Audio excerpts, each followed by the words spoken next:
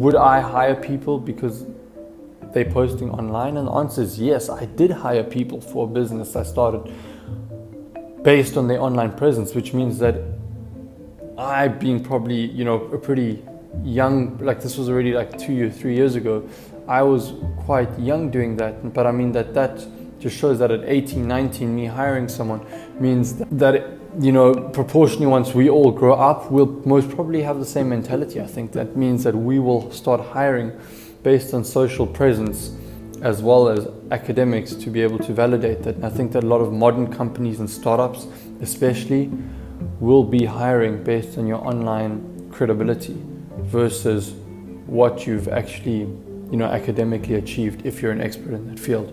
So what's interesting is that because if your presence online is really big, it means that collaboratively the market has decided that you're good, which means that you must be good.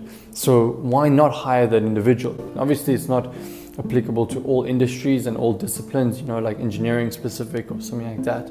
But I think in most business cases it will. If you're like an PA celebrity online, most probably you're going to have a PA, you'll get the PA job. I hired people based on their profile online. I didn't hire them asking, do you have a degree in this? And no, I hired them just because I saw what they were doing online and I thought it was great. So I think that our generation will hire people based on what their online perception is. And why that's scary is because that now, what that means is that our fundamental degree that we are educating ourselves for, it counts as much as our reputation that we build up online. So now if our online reputation counts as much as our actual academic reputation, then that's pretty scary. Then that means that the effort that we put into building an online reputation is as much as we should be putting into getting our education. You need to be educated enough to be able to carry out conversations in the field that you want to be in. So, if you're interested in data science and you want to be a data scientist, of course you need to go educate yourself.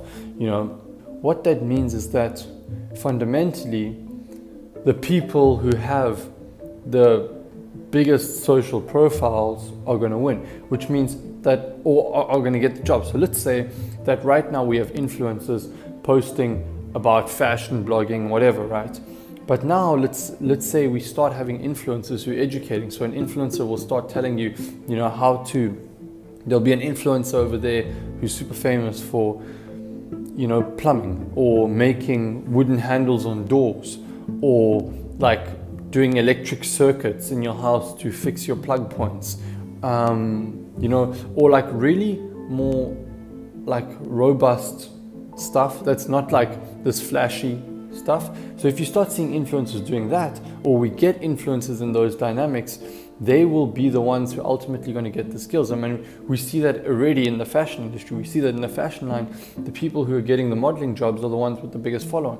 So why can't that same logic start applying to traditional stuff? Like if we have an accountant who is super good at accounting on Instagram, most probably will get hired by companies, in my opinion, because people who are going to be following you are inevitably going to be the people who are starting businesses which are going to want to hire you.